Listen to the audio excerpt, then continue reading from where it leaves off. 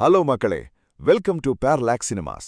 திருஷ்யம் இந்திய சினிமாவோட ஒரு பெஞ்ச்மார்க். ஜார்ஜ் குட்டியையும் அவரோட அந்த மாஸ்டர் பிளான்ஸையும் மறக்க முடியுமா? இப்போ அந்த பிரான்ச்சைஸோட 3வது பாகமா திருஷ்யம் 3 ரிலீஸ் ஆகியிருக்கு. ஆனா முதல் 2 பாகம் கொடுத்த அந்த பிரம்மாண்டமான எதிர்பார்ப்ப இந்த 3வது பாகம் பூர்த்தி செஞ்சுதா, இல்ல பழைய கதையை மறுபடியும் அசை போடுறாங்களா? வாங்க டீடைல்டா நம்ம ரிவ்யூக்குள்ள போகலாம். முதல் 2 பாகத்திலையும் போலீஸை எப்படி விரல் சொடுக்கிறதுக்குள்ள ஏமாத்தினாரு ஜார்ஜ் குட்டிங்கிறது தான் கதை.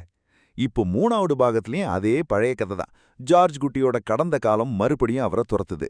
பழைய எதிரிகள் ஒரு பக்கம், போலீஸ் இன்வெஸ்டிகேஷன் இன்னொரு பக்கம்னு ஜார்ஜ் குட்டி மறுபடியும் சிக்கல்ல மாட்டிக்கிறாரு. இப்போ அவர் எப்படி தப்பிக்கிறாரு? அந்த பழைய ட்விஸ்டுகள் எல்லாம் இப்போ ஒர்க் அவுட் ஆச்சா அப்படிங்கிறது தான் இந்த 2 மணி நேரம் 39 நிமிஷம் ஓடுற கதை. நம்ம லேட்டன் மோகன்லாலை பத்தி சொல்லவே வேணாம். ஜார்ஜ் குட்டி கேரக்டருக்கு அவரே ஒரு தனி அடையாளம். அந்த கேரக்டருக்காகவே அவர் வாழ்ந்துட்டு இருக்கிறாரு. படத்தோட ஓப்பனிங்ல அந்த அமைதியான லுக், அப்புறம் வர்ற அந்த பதட்டம்னு ஒரு எக்ஸ்பீரியன்ஸ்டு நடிகரா படத்தை தூக்கி நிறுத்துறாரு. அவர்தான் இந்த படத்தோட பிளஸ். ஆனா மீனா, அன்சிபா, எஸ்தர்னு மத்தவங்க எல்லாரும் இருக்காங்க. ஆனா அவங்களுக்கு கதைப்படி பெருசா வேலையே இல்ல. முரளி கோபி, சித்திக், ஆஷா சரத்னு வில்லன் டீம் இருந்தாலும் அவங்களோட கேரக்டர்ஸ் ரொம்பவே வீக்கா எழுதப்பட்டிருக்கு. டெக்னிக்கலா படம் எப்பவும் போல ஒரு ஹை ஸ்டாண்டர்ட்ல இருக்கு. சதீஷ் குரூப்போட கேமரா ஒர்க் அந்த இடுக்கி அழகையும் ஜார்ஜ் குட்டி வீட்டு சூழலையும் நமக்கு அப்படியே ஞாபகப்படுத்துது. அனில் ஜான்சனோட பிஜிஎம் கதையை இழுத்துட்டு போக ரொம்பவே ட்ரை பண்ணுது. இங்க தான் பிரச்சனை ஆரம்பிக்குது மக்களே. டைரக்டர் ஜீத்து ஜோசப் முதல் 2 பாகத்துல கொடுத்த அந்த பிரிசிஷன் இந்த பாகத்துல சுத்தமா இல்ல. படத்துல வர ட்விஸ்டுகளை நாம கிலோமீட்டர் தூரத்துக்கு முன்னாடியே கணிச்சிடலாம். கதையே ரொம்ப இழுவையா பழைய விஷயங்களையே திரும்ப திரும்ப சொல்ற மாதிரி இருக்கு. விஎஸ் விநாயக் இன்னும் கொஞ்சம் ரூத்லெஸ்ஸா எடிட் பண்ணி ஒரு 20 நிமிஷத்தை குறைச்சிருக்கலாம். படம் ரொம்ப ஸ்லோ. கிளைமேக்ஸ்ல வர்ற அந்த ஐடியா மட்டும் சூப்பர்.